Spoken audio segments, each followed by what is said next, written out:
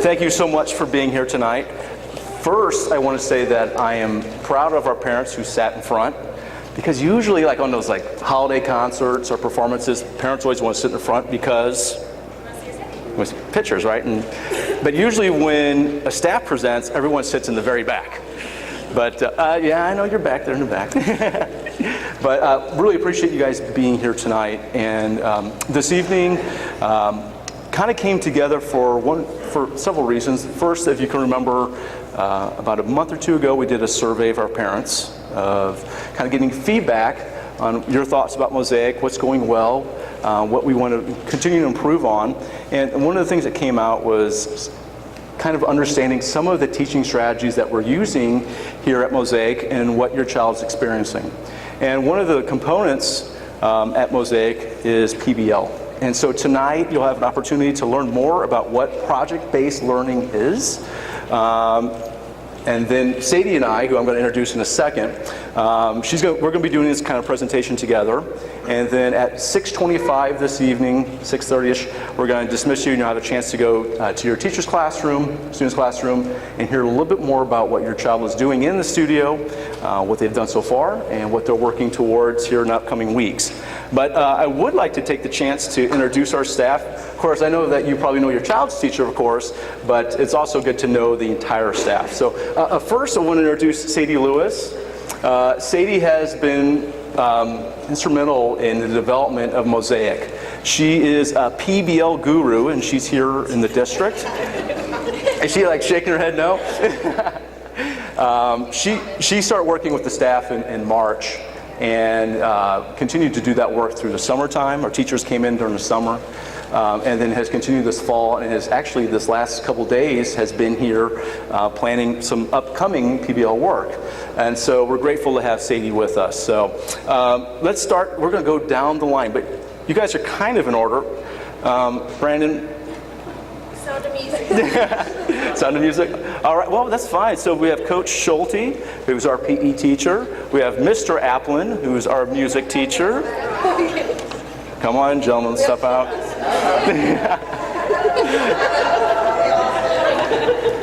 You see what I have to manage every day? We have a good time, don't we? We have our kindergarten team. We have Miss Daubach and Miss Myers. We have our first grade team, Mrs. Ahrens and Miss Donaldson. Our second grade studio, should I say team or I'll say studio, Miss Alice and Miss McGuire. Third grade studio, we have Miss Hittmeyer and Miss Lakebrink.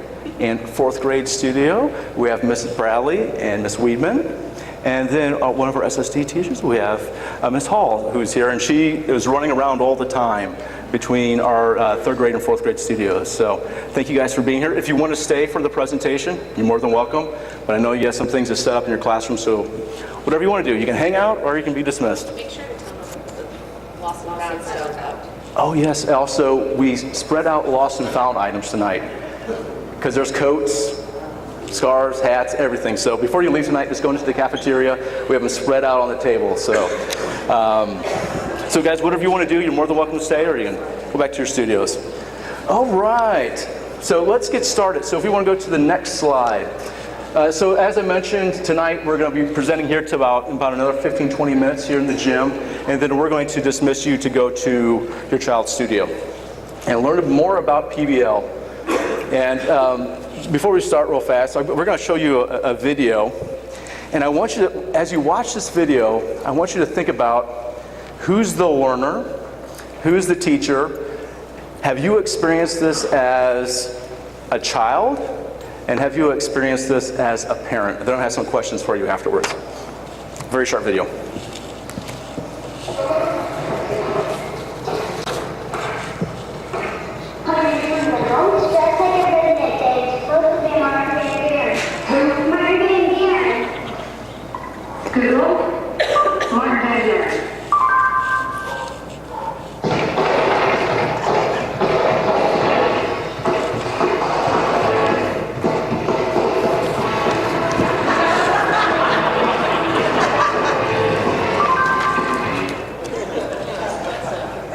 As you can tell, the daughter didn't seem really enthusiastic about it, right?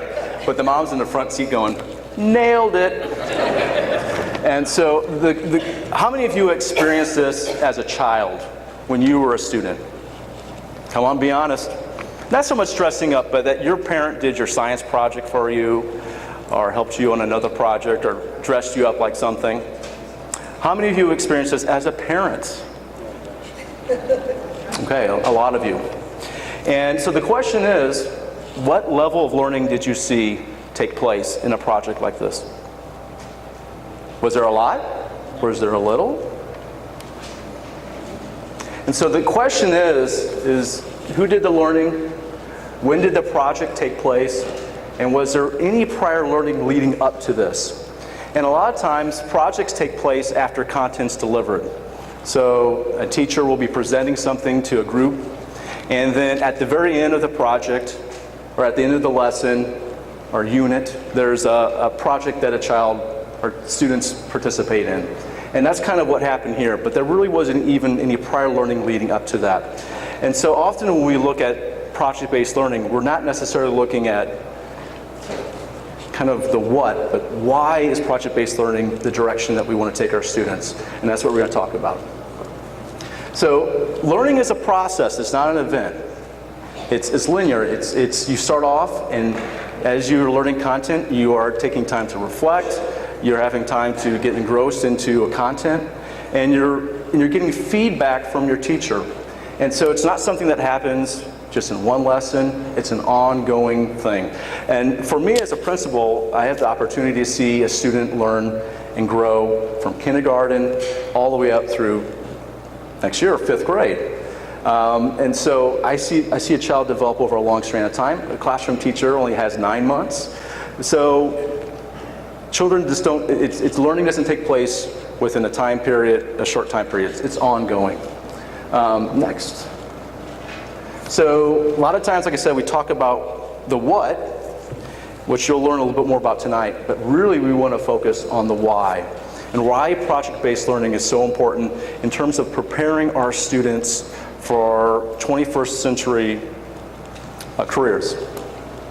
And so I thought about numbers, and I thought about 1, 6, 12. And initially when I thought about one, I thought about my father, who was a chemical operator for Monsanto. And he did this career for 35 plus years. And so our parents typically have one career, and we're talking about kind of the boomers.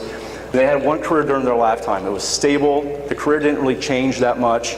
They kind of knew what they were doing each and every day. And they kind of valued that career and the stability.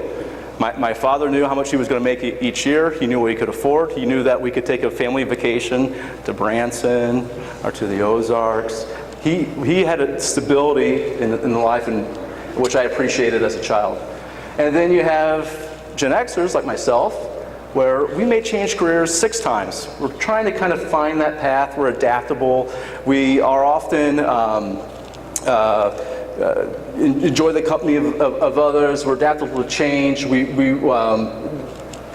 might make minor adjustments into what we're doing, but really not much have changed. So about 6. Now we're looking at our students that we have now. We're millennials, or what we call our children now, the Generation Alpha, where they may change 12 times in their career, maybe even 12 times before they get to our age. And the reason for that is that the job field is changing so rapidly. Students and people that are in careers, they have to value collaboration. They have to be able to work with others. And really what this Gen Alpha is looking for is kind of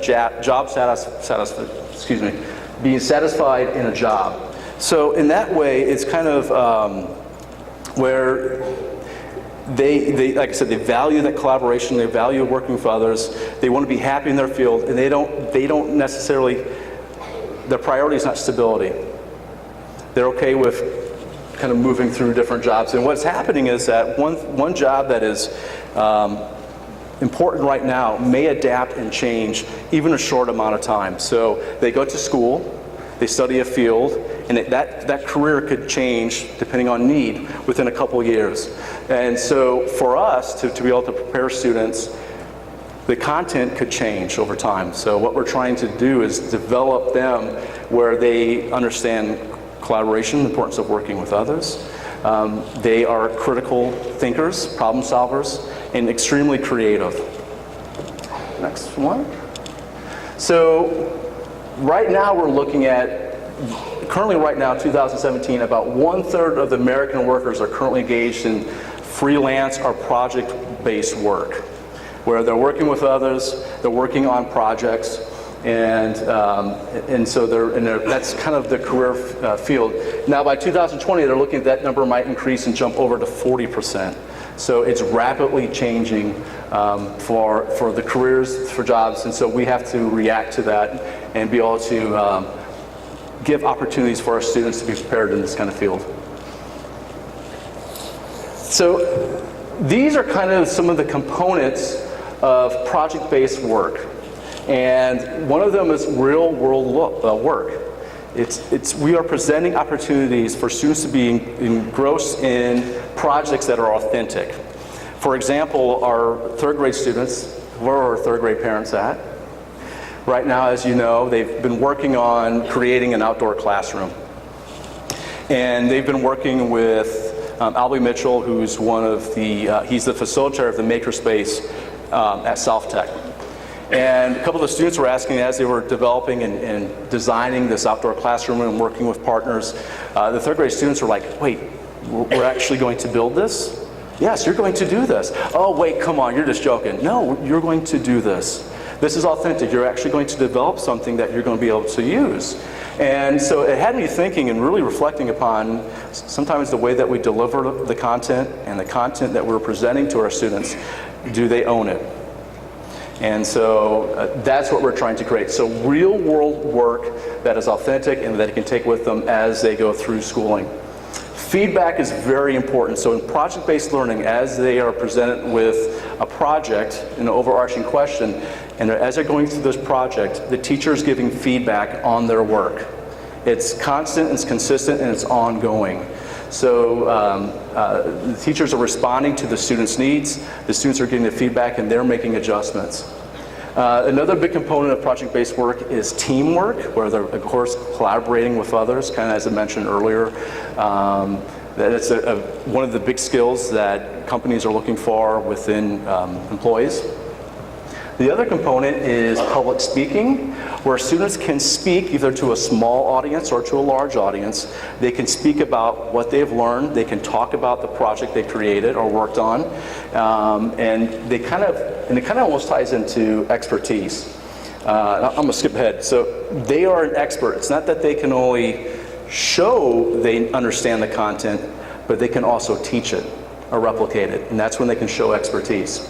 And of course, the personalized learning component, which is one of our focuses here at MOSAIC, is that we are presenting curriculum and learning opportunities to students based off of their interests, their passions, and of course also their pace of learning. So we have students who are working on different levels. And so this is a definition of project-based learning. Students gain knowledge and skills by working for an extended period of time to investigate and respond to an authentic, engaging, and complex question, problem, or challenge. Now, an area that we're developing as a staff is we often are right now currently presenting the problem challenge to the students. So kind of an overarching question. And the students have the autonomy to kind of, within that problem, they can kind of add their own touch. So for example, first grade, they've been looking at, you guys have been looking at habitats here in Missouri, and they have a very special field trip tomorrow. But what they've done is they've looked at the habitats of animals here locally, and they have put together kind of structures that animals would live in. They're going to take those prototypes that they designed and developed here in class, take it over to the high school students tomorrow, and they're going to actually create and build their habitats and then have them put up here, hopefully on the campus and maybe in some local parks as well. And so the students had a choice to kind of design their own house for those animals. But it's not, we kind of deliver that content to them. What we're working on as a staff is giving more voice and choice to the students, and so that's one of our goals we're working towards. But again, that's over an extended period of time. It didn't happen in one class, it didn't happen in 30 minutes. It's been ongoing for a few weeks. And this is kind of this is a couple, again, kind of what I just talked about, kind of what's, one of the companies we've been working with and looked at and studied is called the Buck Institute, and Sadie has a knowledge with their work, and this is kind of the wheel that they put together of all those components of project-based learning and how it ties in together. So you can see student voice and choice, you can see sustained inquiry, and how that ties into students understanding key knowledge and success skills. And that key knowledge is the content standards. Those are the standards that we have to teach to our students that has been designed through the Missouri Learning Standards. So we'll go on to the next one. Okay, so this is kind of student inquiry, and we start with kind of that question, that problem. And so, again, it's a meaningful and appropriate level challenge, depending on that, kind of based off their grade level. And we start looking at questions of like generating questions to take projects into multiple directions. So like with the third grade studio, and they were looking at the outdoor classroom, we had students who were working in pairs or in small groups, and they were able to figure out, they kind of worked with, what direction do we want to take this as a group? And so we had tons of different ideas. A lot of the students were talking about, of course, seating for students who are going to utilize the space. They were talking about environment, what kind of animals, what kind of insects do we want to attract to the space, so they start looking at plants and such. So they were able to, some autonomy to take it in different directions. And then of course, as a whole studio, they kind of narrowed that field down to one particular project in design. And then the sustained inquiry is a process of asking questions and finding resources and applying information. So as this goes on, this project, they're doing research, the teachers are facilitating conversations and giving feedback to the students. Kind of what I just mentioned, the student voice, again, allowing students to make decisions with their project from the feedback that they receive from the teacher and make those adaptations. And of course, with the choice as well, being able to bring in their own interests and passions into what they're doing. And then the public product, and this is kind of an area that we want to work towards too, is a lot of the work that we're doing, what kind of impact does it have on our community? And I think, speaking of first grade and third grade, that does have a direct impact on our community, where for third grade they can enjoy the space, other community members can enjoy the space. First grade also, just with that connection with animals and such, yeah. So, if you go on to the next slide. And then student reflection. Reflection is a very important component to project-based learning, probably one that naturally we just don't give enough time to as ourselves, as educators, but also for our students to do. And so, students are given the opportunity throughout the project. There's kind of midpoint checks with the students where they're able to kind of talk about the project, what direction it's going in, getting the feedback from the teacher, and just kind of being able to talk about and reflect upon, wow, this worked well, I need to kind of change this around, I need to do this differently. So, and that's really a big part of the learning process with project-based learning. And then critiques and revisions, again, just through that reflection and the feedback they receive, making any changes necessary to their project. And at this time, I'm going to turn it over to Sadie, and she's going to share some of her knowledge as well. It doesn't like that speaker for some reason. Okay. Hi, I'm Sadie. We're going to switch. Jesse, went through. How are you? Hi. Go for it. Thanks. Hi, I'm Sadie. So like Scott said, learning isn't an event, it's a process, and planning for project-based learning is no different.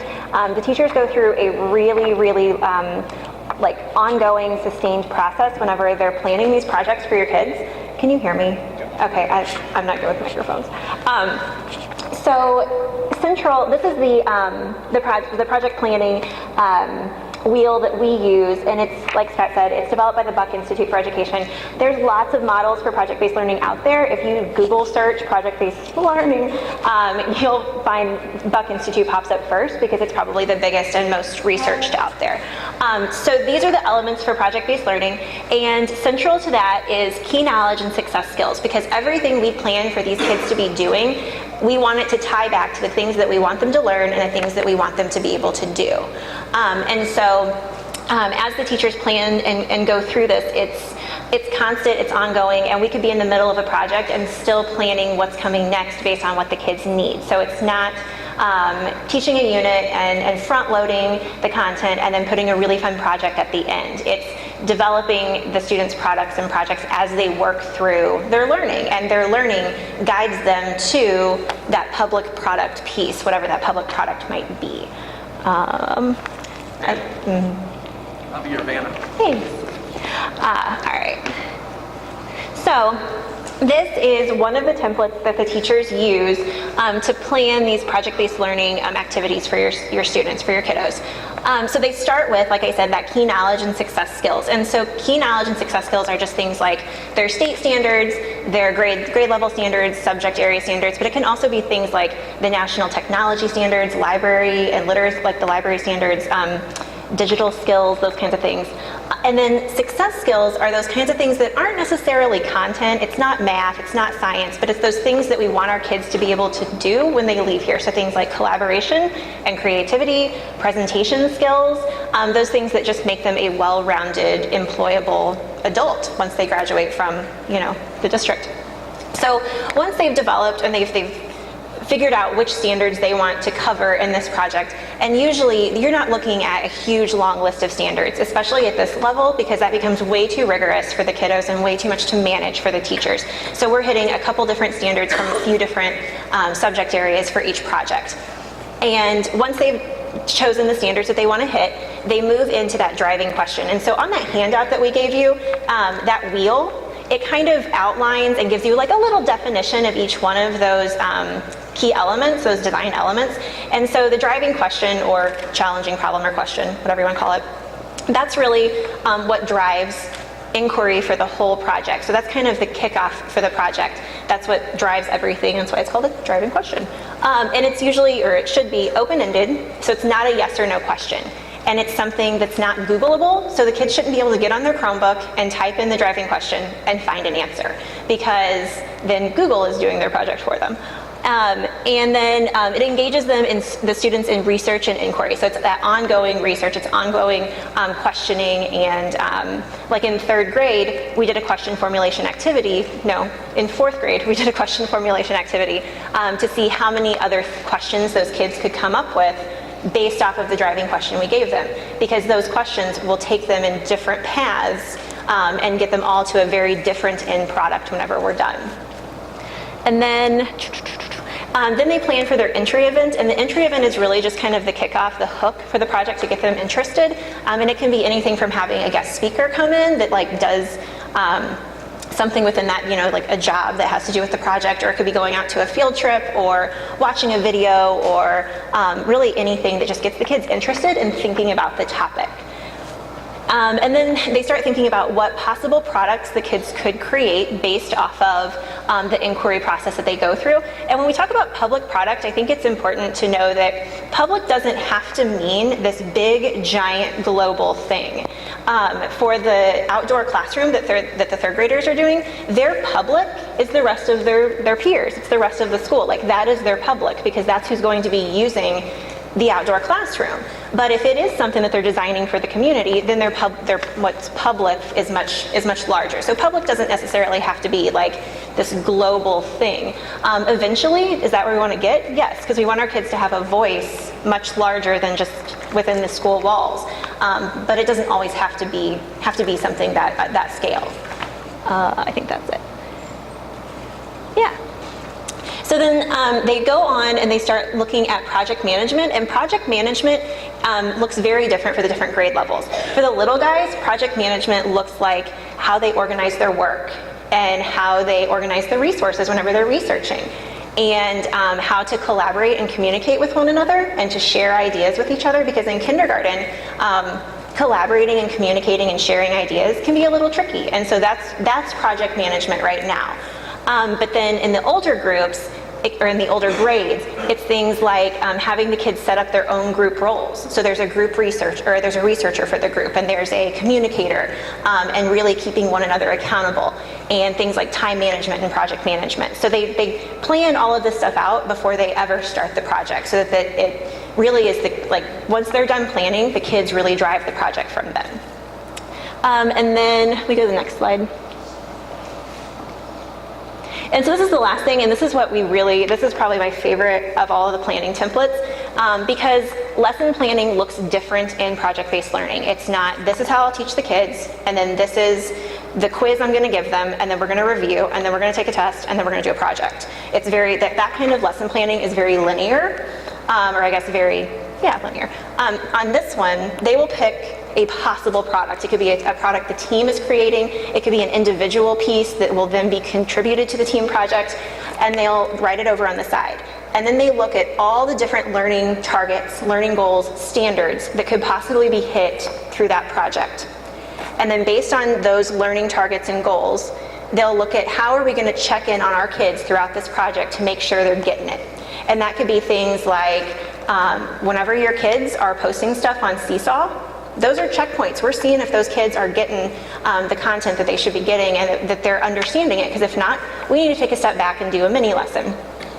And it could be journaling, it could be conferencing with a teacher, it could be a small group activity that we kind of stand next to them as they're doing an activity and see, how we're doing.